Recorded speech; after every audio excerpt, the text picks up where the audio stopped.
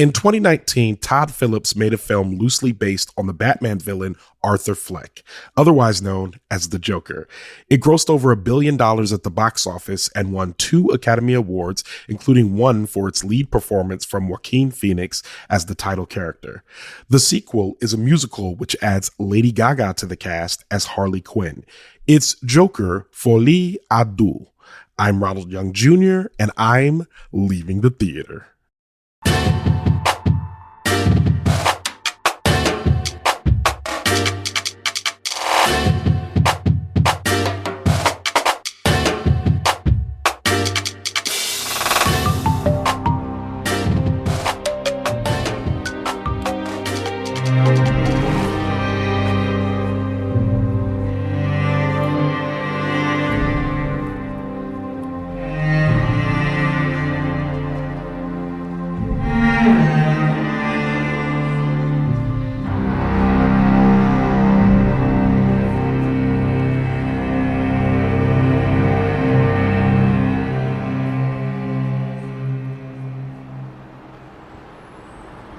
All right, this is Ronald, and I am leaving the theater after seeing Joker Folie à Deux. Joker Folie à Deux.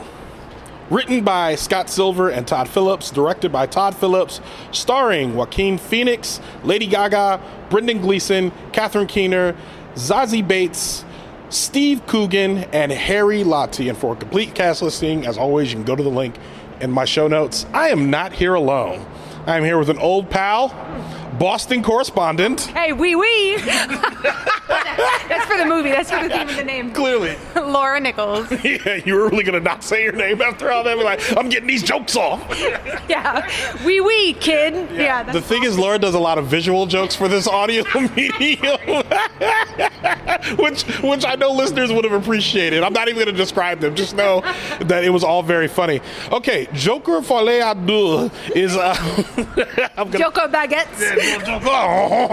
No, we got to stop. What if we have like French listeners? We're sorry. We apologize. All right, we apologize. No, Joker Folie à Deux is the sequel to 2019's Joker, which also, bit of trivia, the very first movie that Leaving the Theater reviewed back in 2019, over 200 episodes ago. And here we are doing the sequel. In the sequel, we are dealing with the aftermath of the first movie where Joker has killed 5 people and he is now in Arkham Asylum / Rikers Island prison / we don't know if we're in New York or Gotham City. They said both throughout the movie. It was very weird. I don't know if Gotham City is now in New York State. They said the New York, when they read the verdict, the New York district says this, but that was right after a shot of Gotham City Hall where it very clearly says Gotham City Hall on the building. Yeah. Was it a mistake? Was it to confuse us? That's the thing. It feels like an inconsistency, but I'm not sure. I'm going to wait till the movie gets more wide and Reddit gets a hold of it, and I think they'll be able to solve this for us. Okay, so... in this one, we're dealing with the aftermath of what happens, which ends up being essentially a lot of the trial of the Joker and a lot of the Joker dealing with the carceral matrix. With that being said, it's hard for me to tell you what this movie is about. There's really not any spoilers. I don't think we got... You know what? What did you think of this movie?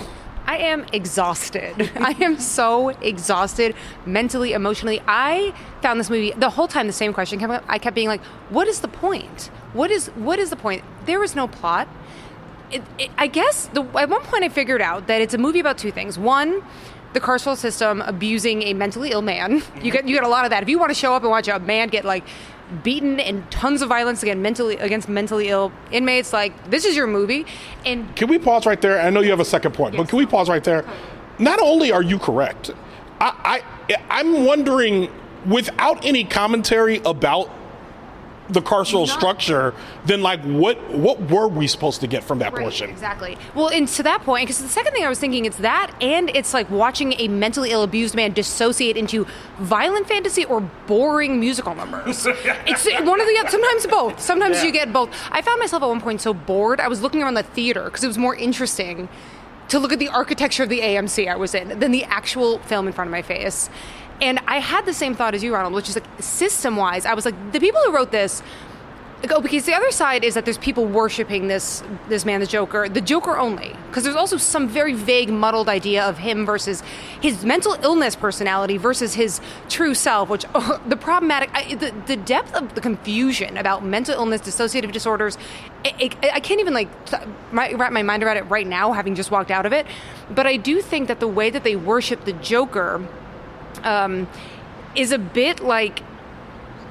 Oh, actually, I kind of lost my point. I kind of feel like you're a good person because I think you're giving this movie a lot more fair analysis and criticism than I think it deserves. Because there's nothing wrong with that. We could break that down for hours, but I feel like if this movie cared about the type of analysis you're about to give it, I'd be like, yo, pop off, Laura, do your thing. But I'm sitting here being like, you're 100% right. I'm sitting here and I turned to you at one point and said, yo, I miss Batman. Yeah, we need to wrap this up. The Joker is supposed to be holding people over vats of acid and laughing about it and forcing Batman to save them. And instead you got me watching this, feeling sorry for this mentally ill man that you leaned over to me and said that's being abused by the carceral system. And I was like, yeah, why am I watching this? I don't want to, this is upsetting. And not only that, the movie is hard to watch. It's hard to, I'm like, oh my God, 2 hours and 19 minutes. I don't want to sit here anymore. I've dreaded coming to this movie. I made you come with me so we could talk about it. And while I was watching it, I was dreading it as it continued.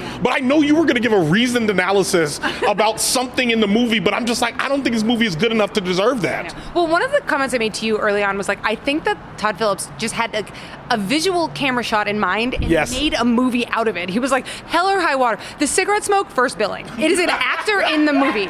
It is cigarette smoke. It is old-timey show tune kind of visuals. You get to watch a Joker lose his virginity, so if you ever wanted that, we gotcha. Yeah. It's just random bullshit. Okay, so the thought I was going to have is about the system itself. So it seems like this is written by people who I came back to it. The worshippers of the Joker seem to be mad at the system, but the system in this movie, and I guess in both movies, is just ostracization. That's not a system. You can't build a movie on people being mad about ostracization and then randomly being also abuse and the prison system and people are going to laugh at him and maybe love, but who knows? It's like they're throwing different systems into the soup to be it's all about being left out of something, and it's they never contrast it with anything meaningful. Also, it's cartoonishly comic booky, like you were saying. The acid vats is sometimes it was so over the top, other times it was Shawshank. It was Shawshank and High School Musical. And I'd rather be watching Shawshank, and that should tell you something. Seriously, it's like if the musical part and the Shawshank the musical, but if it was not a good story, there's no story. Exactly. If it was just violence and singing for 2.5 hours. I want to talk about the singing for a minute, because what bothered me about the singing is that every single song note was the same. So it would always be something completely random would happen, and then they would start whisper singing, which I hate. They'd be like, when you smile. I'm like, stop. Why do y'all keep doing that? The sky and the love is in your eye. It was that over and over again. A bunch of music that I know was from the same era.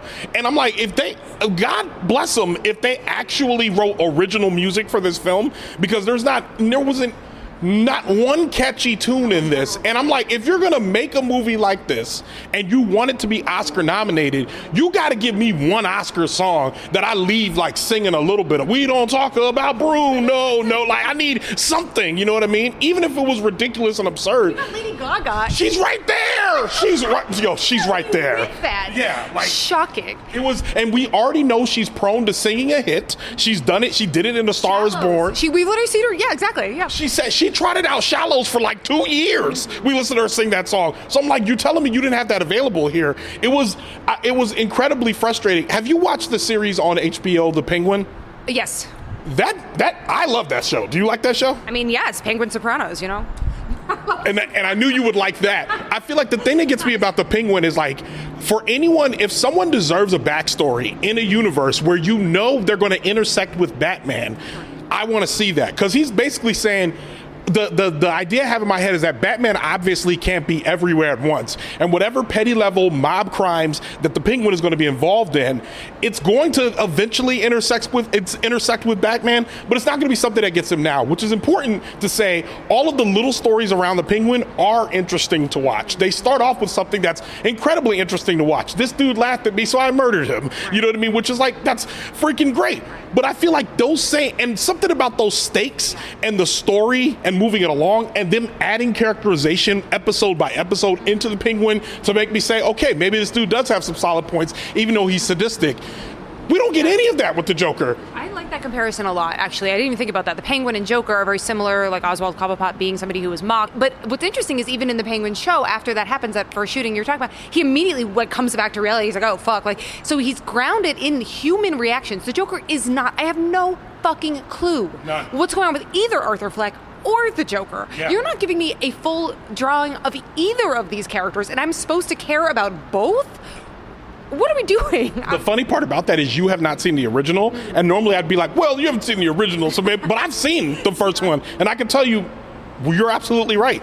Every criticism that you're saying about this second movie could be levied against the first movie as well. It's frustrating. It's hard to deal with. I don't know who Arthur Fleck is. I don't care who Arthur Fleck is. I don't care who the Joker is. And I just wanted one scene of the Joker being the Joker, not in his mind, but in the streets. And if this movie ends where it supposedly ends here, I just don't understand why did y'all make me watch nearly 5 hours of movie to get to to get to this place where we end up. And I'm like, and I've been in fights with people about the first one because I think the first one is also a terrible movie. And people are like, oh, well, you're gonna see what he was trying to do. I was like, no, if you gotta explain it to me, this is a movie about a supervillain. Stop it right now. Even Maleficent, they did a better job in adding plot, in a supervillain. They about to put out this Wizard of Oz Wicked Joan. I can see from the trailer, you're already gonna give me some real story here. There's no story here. So why do I gotta watch this dude? Like you said, I mean, what you said, we're just watching this guy disassociate for 2.5 hours.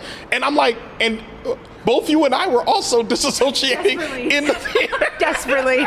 Doing my best, Ronald. The funny thing is, I know when you're not interested in something, it comes on you so quick and you immediately disengage. And I'm like, yo, I really appreciate you sticking through for 2 hours and 19 minutes of this. I do it all for the show. I do it for you, Ronald, you know?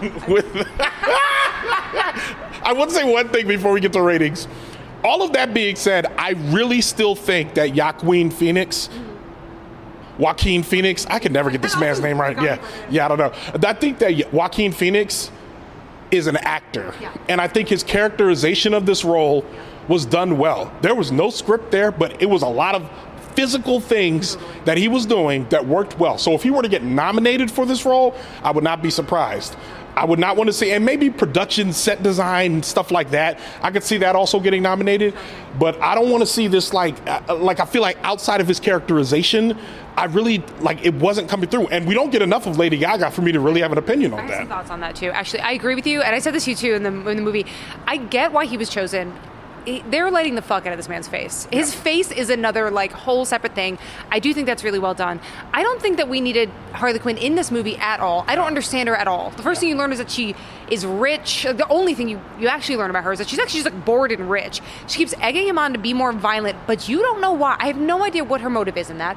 I don't know anything about their love story. There was a story. I mean, can I say it? Are we a little spoiler? I don't care about spoilers because I don't care I don't care. So at one point she says she's pregnant. Yeah. By the end, he brings it up again. I had forgotten that happened.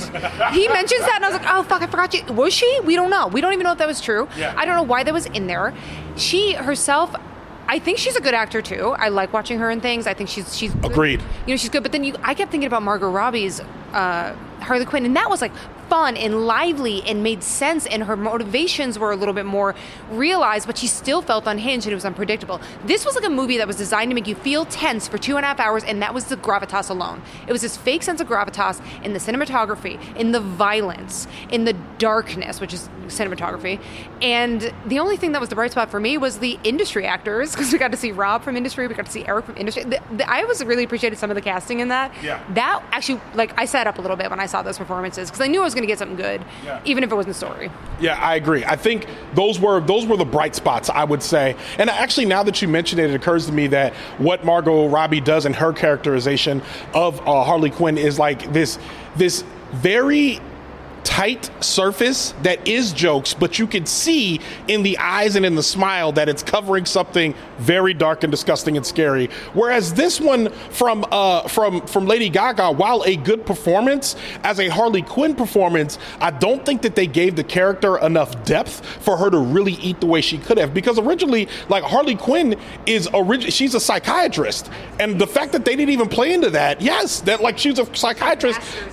In psychology, they said that's it. Just the masters was the only thing. Well, see, that's the thing. Like, without that extra layer of, regardless, all of that being said, I don't even want to, like, again, I don't want to give this movie that much time. With all of that being said, what do you rate this movie out of 5 stars?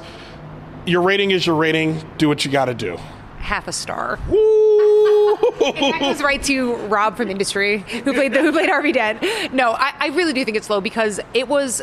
I was trying. I was grasping at this movie. Please give me. And there was one point that I almost thought they were doing something where his violent fantasies started to reflect the real world, and I was like, oh, maybe they're going into the psyche. Nope, right back out of it, right to the slow, bluesy, nothing, just soup of song after that. So that actually was nothing. So to me, yeah, I half a star.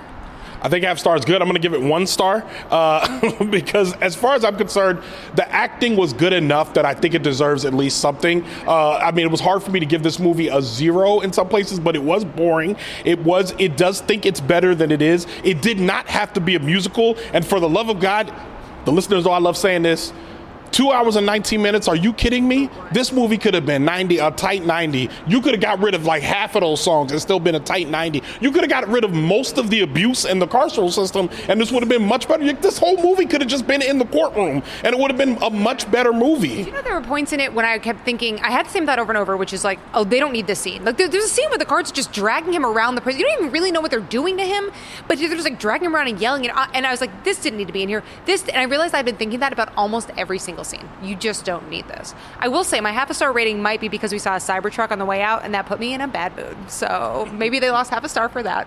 But I'm gonna hold on to it. Okay, so you sure you don't want to? You're good at half a star? All right, 3/4. Oh my God! I'm just gonna leave it at half a star. I've never even gonna give a 0.75 rating. Okay, well, I mean there's really not much more to say outside of that. So with that, Leaving the Theater is a production of OhitsBigRon Studios. I mixed this episode, and if you like what you're hearing, if you like the show, the best way you can continue to support an independent audio maker, keep making audio, is by joining us on Patreon. Patreon.com/Leaving the Theater. By contributing to us, you make my life a little bit easier. You make this show a little easier to make every single week. We're trying to get to a place where we can start outsourcing some of our tasks. We're working on all of that. I'm working on this show, Wait For It, and Pop Culture Debate Club, so there's a lot on my plate. But every little bit that we get for Leaving the Theater makes sure that every single week we're still putting out a brand new episode for y'all that love the show. And if you love the show, you should become a Patreon member. Go to patreon.com/Leaving the Theater or go to the link in our show notes. Show art from Heather Wilder. Theme music from the mysterious Breakmaster Cylinder. For more information about Joker, Folie, Deux, or Laura Nichols, check out our show notes. You can follow me on Twitter, Instagram, TikTok, or Threads at OhitsBigRon. That's at OhitsBigRon. You can find out more about this show and other OhitsBigRon Studio shows by following us on Instagram at OhitsBigRon Studios and on Twitter at OhitsBigRon Stu. That's STEW.